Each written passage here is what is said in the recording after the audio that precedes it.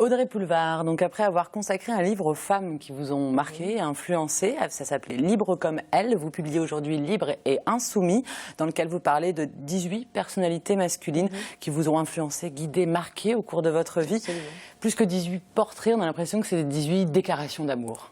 C'est un peu ça, parce que je dis souvent que ce sont les hommes de ma vie, entre guillemets, ce sont ceux qui, quand j'étais enfant, enfin fin d'enfance, adolescente et début de vie de femme, ceux qui m'ont inspirée, aidé à construire un peu ma pensée, comme les femmes de Libre comme elle.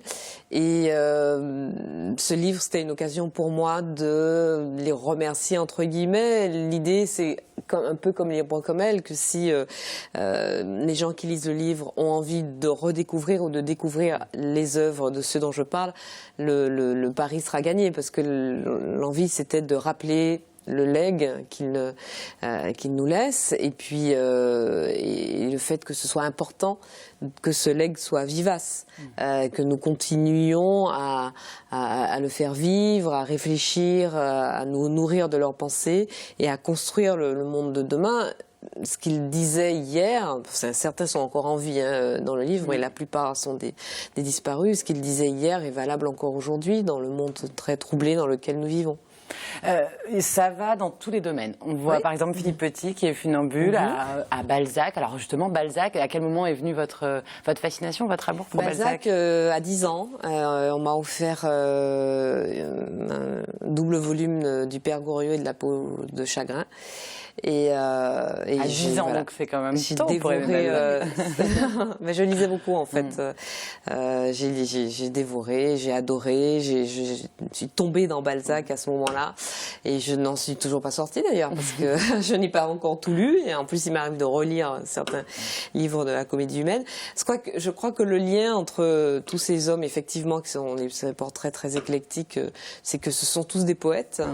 Ce sont tous des libres et insoumis, libres parce qu'ils ont toujours voulu forger leur destin, le prendre en main, le forger, décider de leur destin et non laisser les autres décider pour eux. Insoumis parce qu'en plus de parce que la liberté d'être soi, c'est un combat qui est assez individuel finalement. Et en plus de mener ce combat de façon individuelle, ils l'ont mis au service de tous parce que, et c'est pour ça que je parle d'insoumission, non seulement ils interrogeaient leur époque, et donc, ils construisaient leur destin en résonance ou en opposition à cette époque, mais en plus, ils construisaient celle d'après. Et c'est pour ça que je parlais tout à l'heure de legs.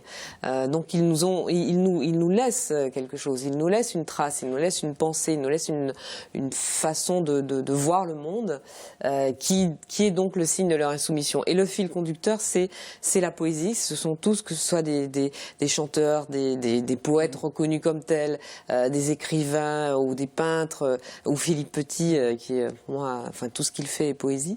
Ce sont des gens qui recherchaient dans chaque instant de leur vie, qui avaient la quête de la beauté, de l'absolu, de l'élévation. Vous parlez beaucoup de legs. Est-ce qu'aujourd'hui, justement, vos modèles, ce sont vos modèles, ont trouvé leurs successeurs, qui sont aujourd'hui les hommes libres et insoumis, qui sont là, les jeunes hommes d'aujourd'hui? Alors, il y en a forcément. Il y en a assez par rapport à avant, déjà, Audrey Pulvar? Non, je pense qu'il n'y en a pas assez. Bon. Dans le livre, il y a des hommes qui sont encore en vie. Je pense à Salman Rushdie, par exemple, ou à Patrick Chamoiseau, ou à Philippe Petit, qui sont des gens, David Kopenawa, Indien Yanomami, qui sont des gens qui sont encore au combat, qui sont encore dans cette démarche de liberté d'être soi, d'insoumission par rapport à l'époque, de construction de l'époque d'après. Donc ils ont encore des tas de choses à nous dire. Mais c'est vrai qu'on est dans une époque aujourd'hui qui est beaucoup plus lisse, qui est beaucoup plus consensuelle, qui est beaucoup plus... voilà. On a récemment en France déploré la disparition d'André Glucksmann en ayant bien la sensation qu'avec lui, il y avait une page qui se tournait, même s'il reste évidemment, hier Alain Finkielkraut rentra à l'Académie, même s'il reste des intellectuels, il reste des hommes libres et des femmes évidemment dans le monde, mais on a bien la sensation, c'est pas qu'une sensation parce que c'est une réalité, qu'on est dans une époque beaucoup plus mondialisée et où la pensée contestataire est finalement, dès qu'elle commence à s'exprimer, elle aussi récupérée par le système. Alors qu'on a besoin pour se construire de modèles libres et insoumis. Je pense qu'on a besoin c'est la construction du libre arbitre en fait, de toute façon. Dans la construction de la personnalité de chacun, dans la construction du libre arbitre, dans la construction d'un jugement, il faut pouvoir s'inspirer, s'interroger et remettre en question le monde dans lequel on vit. Je me demandais si ça n'avait pas été... Est-ce que ça a été difficile de trouver 18 personnes ou est-ce qu'au contraire il y en avait trop? Non, il y en avait parce qu'après le point, je me dis il y a 18 personnes qui m'ont influencé. Non, il y en avait trop. Oui. Mais alors après, il y avait ce critère de la liberté et de l'insoumission qui était pour moi primordial. Donc il y a des gens auxquels j'ai pensé immédiatement, comme John Irving, je cite ce nom en particulier, qui finalement ne figurait pas dans la liste finale parce que c'est vrai que son œuvre m'a énormément marqué, me marque encore aujourd'hui, mais pas sur des ressorts comme ceux de Basquiat ou de Brel ou de Brassens qui sont dans le livre. Donc ça n'a pas été si difficile. Ce qui a été difficile, c'est de se restreindre. Justement. Donc il y aura peut-être un tome 2. Alors nous on avait envie de vous proposer parce qu'on n'a pas trouvé de breton. Alors comme on est un peu triste de ne pas trouver de breton. Pas du tout. Donc pour le tome 2, Audrey, on voulait vous proposer quelques bretons libres et insoumis. Alors bon, Jacques Kerouac, on se l'approprie beaucoup, mais bon, il est quand même américain. Mais son papa est plutôt américain. Voilà. Mac Jacob, Olivier de Kersauzon, Mac Jacob, absolument. Éric Tabarly, Alan Stivell ou Ernest Renan, lesquels vous mettriez dans le tome 2? Écoutez, Renan, déjà, je le cite très souvent, parce que Qu'est-ce qu'une nation, c'est quand même un texte vraiment formidable, et puis il en a écrit d'autres. Max Jacob, j'adore.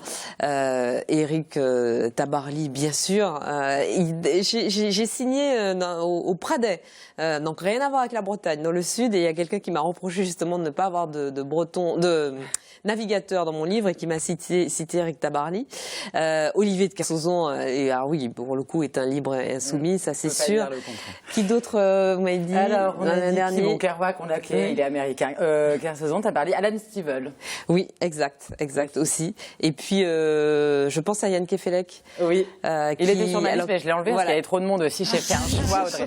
En tout cas, il faut lire L'homme de ma vie, son dernier livre qui est une splendeur. Bon, super, merci pour le conseil. Et puis merci à vous. On attend donc le tome 2 avec un breton. Vous reviendrez sur le plateau de